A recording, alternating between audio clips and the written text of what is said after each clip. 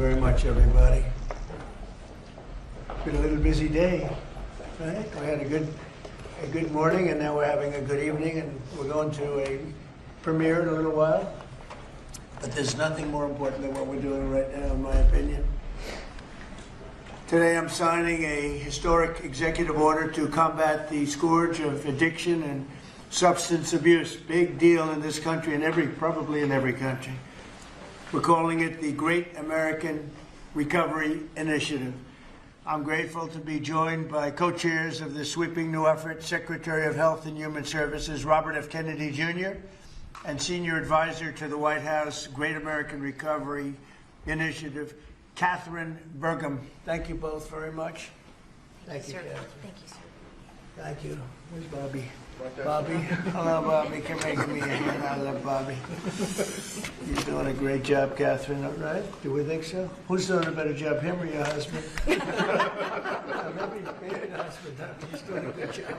I'm just getting started, sir. They're both doing very well, and now you're going to do better than both of them. Thanks as well to Attorney General Pam Bondi, Secretary Doug Bergam, Secretary Scott Turner, Secretary Doug Collins, Special Envoy Steve Witkoff, who's got some pretty good news, Chief of Staff Susie Wiles, FDA Commissioner Dr. Marty McCary, NIH Director Dr. Jay Bhattacharya. Oh, I've gotten good at that. You actually did. Administrator of the Centers for Medicare and Medicaid Services, Dr. Mehmet Oz, who's doing a fantastic job, and Director of the Office of National Drug Control Policy, Sarah Carter. I also want to introduce a great friend of mine who happened to be here, and he's very much committed to this. He knows how important it is for our country. He's built a tremendous American company. It's called WeatherTech. I guess you've seen the ads. I've seen the ads. I think they're great ads, but more importantly, it's a great product. David McNeil.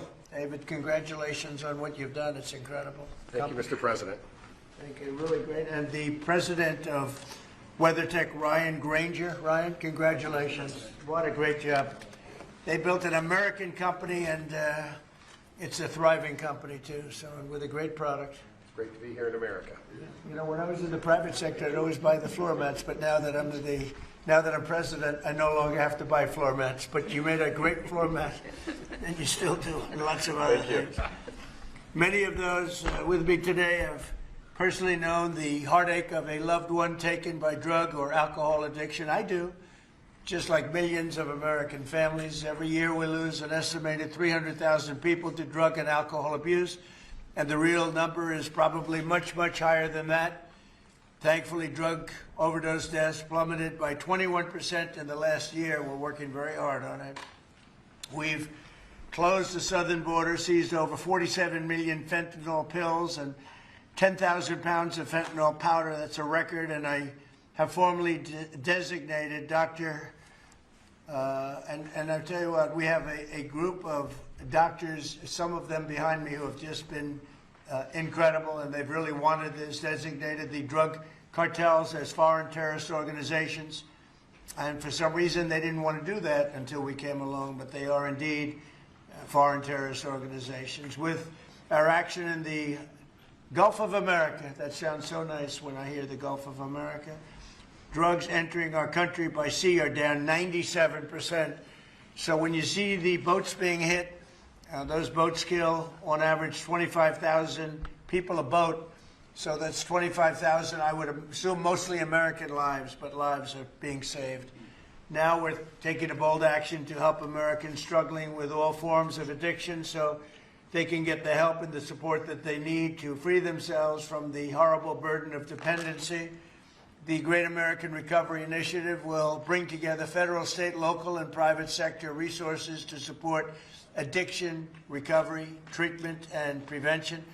And it will help mobilize the full resources and authority of the federal government to help stop this tremendous plague. And I'd now like to invite Secretary Kennedy to start, and then Katherine Bergam, and then I'll sign the order, which I've just signed, and wanted to make sure the signature was good. Took my time, and we get. Let me just see.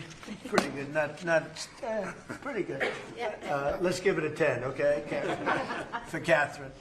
But I'd like Bobby to say a few words, and Katherine. Thank you very much, everybody. Please. Mr. President, thank you for your leadership, for signing an executive order that tells the truth about one of the greatest challenges that our country faces. Addiction is not a moral failure, it is a disease. It's chronic, it's treatable, and for too long our nation has responded with fragmentation, with stigmatization, and silence instead of science, compassion, and coordination. Today, President Trump changes that. With the Great American Recovery Initiative, we finally bring the full strength of the federal government together across healthcare, law enforcement, housing, labor, faith communities, and the private sector to save lives, restore families, and rebuild communities that addiction has hollowed out. Nearly 50 million Americans suffer from substance use disorder. Many never receive treatment. Even more don't believe that help is possible. That is not because recovery doesn't work, it's because our systems have failed to reach the people where they are early enough, long enough, and with dignity. This initiative fixes that. We will align federal programs instead of letting them operate in silos. We will set clear, measurable goals and report honestly to the American people. We will use evidence-based care, modern science, and continuous support, just as we do for heart disease, diabetes, and other chronic illnesses. We will focus on prevention before addiction takes hold. We will intervene early. We will expand access to treatment that leads to real, long-term recovery.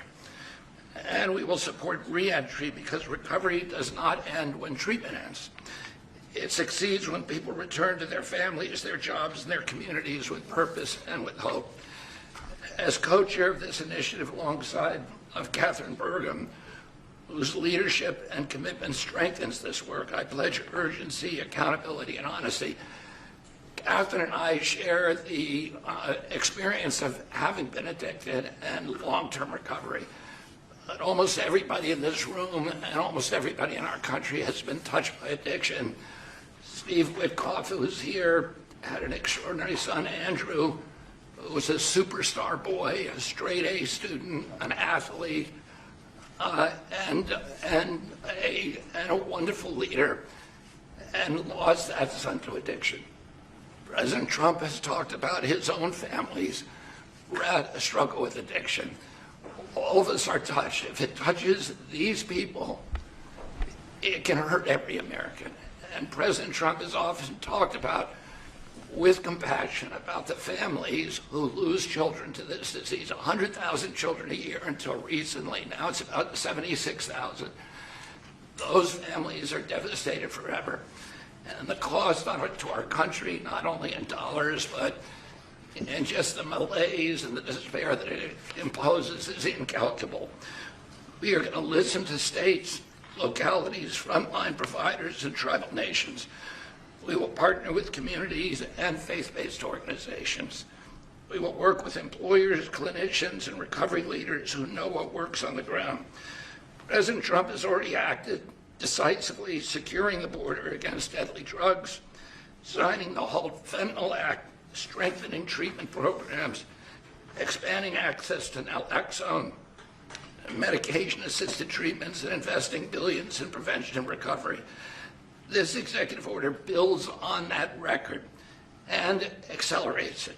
Recovery is not a side issue, it's an economic issue, a workforce issue, a family issue, a national security issue. When Americans recover, communities grow stronger. When families heal, children thrive. And when we confront addiction with courage instead of complacency, we reclaim the promise of our country. This initiative is about life, it's about responsibility, and it's about building a great American recovery together. With this executive order and with major announcements that I will announce next week, we are taking decisive action to make America healthy again. Thank you. Thank you, Bobby, and great job. And you're doing a fantastic job. He's doing a fantastic job. And I saw his wife yesterday, and she confirmed that he's doing a fantastic job. So she's on your side. You know that, which is great. And Oz, thank you for being here. We appreciate it. Katherine, please, go ahead. Thank you, Thank Mr. you. President. Thank you so much. Your leadership today, relative to this announcement about the Great American Recovery, is a gift to all Americans who are suffering from the brain disease of addiction. I also want to thank First Lady Melania Trump for her leadership during your first administration, and now the work she's doing championing youth and children, especially related to foster care, where early trauma and instability are often consequences of the disease of addiction. Addictions touch this administration in real and profound ways. President Trump, you've openly spoke about your brother Fred, whose struggle with addiction shaped your life and your understanding of this disease. And Susie Wiles carries the lived experience of her father, the late, great Pat Summerall, whose recovery journey became a source of hope for millions. Vice President Vance has shared his story of his mother's battle and recovery. And as Secretary Kennedy just said, he brings his own lived experience, proof that recovery is not theoretical, it is possible. These stories matter because they are not isolated. They reflect the reality of the over 190 million Americans, that's half our nation, who are impacted in some way by the disease of addiction. And I am one of them. I started drinking in high school, and I was a blackout drinker from the start. For 20 years I struggled, relapsing constantly starting over, constantly trying to stay sober and failing. And I reached a point where I truly did not believe there was one single reason for me to keep living, and I was suicidal at the end of my drinking. One day I was out walking alone. I didn't have faith, I wasn't religious, but something in me said I should ask for help. And out loud to no one, because it was just me, I said, I don't know if anyone is there, but I need help. And that was the day I became sober. 15 years later, I found myself somehow standing in front of people as First Lady of North Dakota, thanks to him. But I was asking people to share their stories openly about addiction so we could eliminate the shame and stigma, so more people would reach out for help and more lives could be saved. And today I'm standing here in this incredibly beautiful Oval Office. And if not for the grace of God, I would not be alive today with over 23 years in recovery.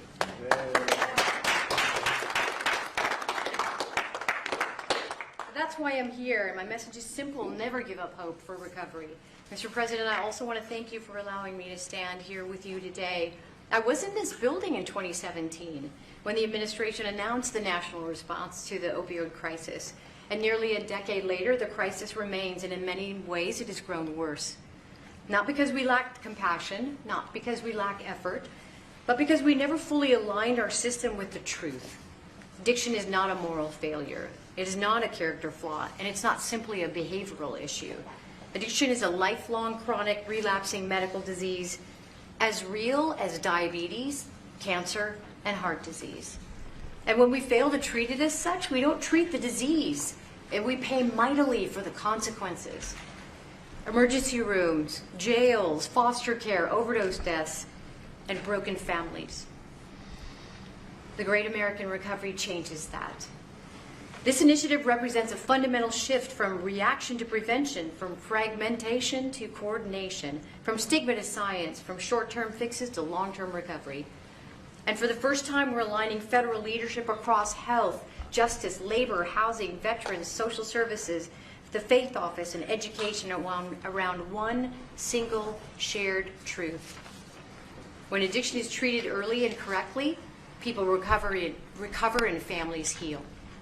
Addiction is a generational disease, and if we don't treat it properly, it repeats from parent to child, from community to community. And when we treat it like a lifelong condition, the condition that it is, we stop that cycle.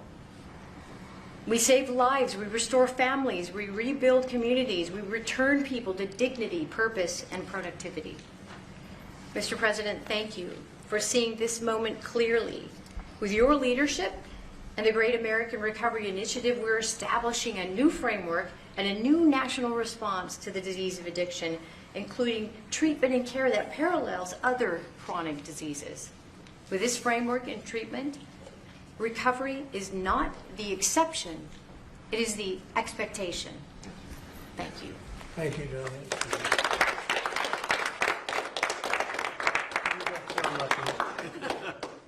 You know, I saw them riding horses in a video, and they said, "Who is that?" I was talking about her, not him.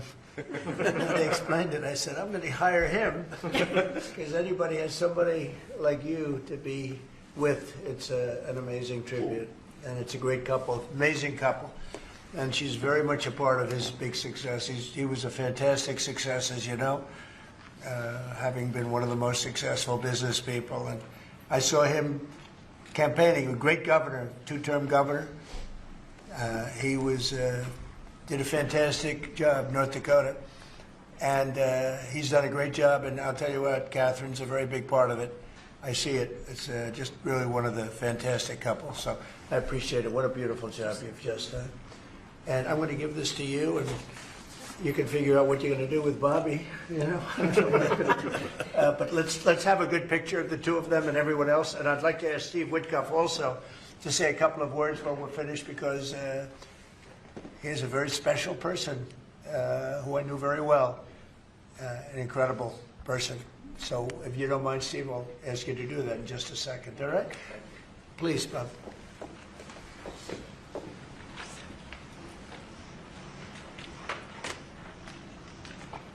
Okay. Thank you very much. You, Katherine. Thank you very much. Thank you. Great job. Thank you. Steve, please. The president is doing the same thing to me now that he did to me in 2017. Do you remember, Katherine? Yeah, we were sitting next to each other. Yeah. Yes. So I want to tell the story about this. So I came to the opioid conference, and the president did not know I was coming because I was invited by the First Lady.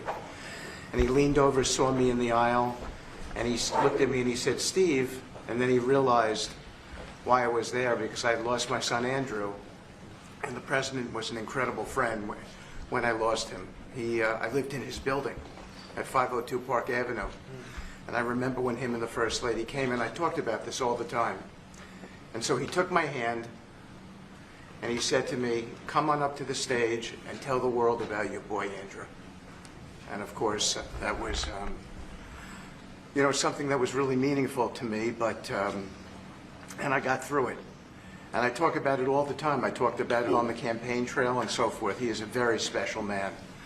And he's begun and led the fight against opioid addiction and alcoholism. And Katherine, I feel like we sort of bonded from that day. And it's just my blessing to work for you, sir. He's a special guy.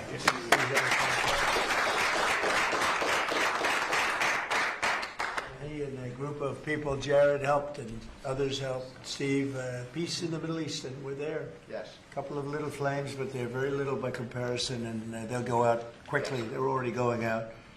And he's now trying very hard to settle up with Russia and Ukraine, and I think a lot of progress is being made there. And I told that Russia's not doing any shooting for a period of time during this horrendously cold weather. Because of you.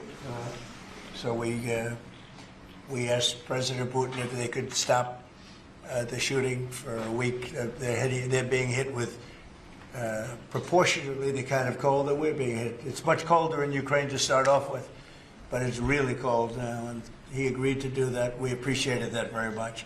It's a nasty war. It's a nasty, nasty war. Would anybody else have anything to say? I can say that I am extremely late, but that's okay. Don't worry about me. Would anyone else have anything to say? Doug, you're doing a fantastic job, and we appreciate it. Marty, you are really something special. Everyone's talking about you every time. If I don't mention Marty, Bobby always mentions it. So we have a great team. Jay, great. Marty, great. Do you guys want to say something? Thank you. Thank you. Well, historically, with addiction, the entire society has always been reactionary. And that's been the story of healthcare. But at the FDA, we are looking into incredible cutting-edge therapeutics, and we are being proactive, giving them vouchers when we see something that's promising to get an approval as quick as weeks in an era of a 10 to 12-year approval time. And the ultimate therapeutic is community, houses of worship, addressing loneliness. And so that's part of the MAHA agenda, thanks to Bobby's. Thank you, Mr. President. Thank you very much. Great job. Thank you. Jay? Mr. President, in 2018, you launched the HEAL initiative, helping to end addiction long-term at the NIH. It's paid fruit. It's yielded fruit. The ingenuity of small business has developed products that can deal with pain without opioids. The naloxone, which saves lives, Right. that was the fruit of NIH. And for the kinds of investments that are your administration that you made, starting from from the first Trump term to now, will continue to pay dividends. The kind of research that the NIH is doing will help turn the tide, make people's lives so much better, restore families. All of the addiction that we've seen, 80,000 deaths we saw, the huge spike in addiction deaths, during the first Biden term is going to be a thing of the past, and I'm so proud to be part And of this. fellas, some great things happening, right? Yeah. Marty, there's great, really great things happening, I hear, and some pretty big announcements over a short period of time, right? Yep. Moving drugs over the counter so you don't need a prescription. Yeah, right. Naloxone, which treats opioid, is one of those drugs. And we're being proactive with synthetic 7-OH, a new opioid that's showing up. And we're working with the DOJ on addressing that because chemists are coming up with new opioids faster than the government has been able to keep up. We're going proactive on these new chemicals. That's great. No, I hear fantastic things. Thank you all very much. We really appreciate it a lot. Thank you, Oz. You're doing a fantastic job. Thank you all very much. I appreciate it. Thank you, please. Thank you. Mr. President, can you respond to the new Fox poll that says people think ICE's tactics are too aggressive? Thank you guys. Thank you guys. First recorders, we're done. Thank you, cameras, we're going. Thank you, guys. Thank you, guys. Thank you, guys. Thank you. Are we gonna flip for this, or what are we gonna do? Oh, sorry, I really do it together. Come on over here. Let's talk David for a second. You guys get a good picture. Can you inform me?